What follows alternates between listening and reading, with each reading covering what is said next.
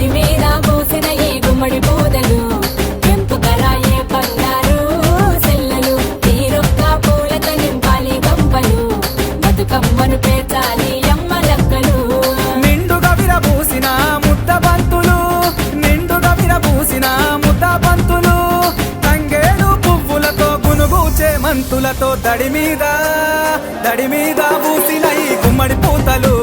తెంపుకరాయే బంగారు సెల్లెలు తీరొక్క పూలతో నింపాలి గంపలు బతుకమ్మను వేర్చాలే అమ్మ లక్కలు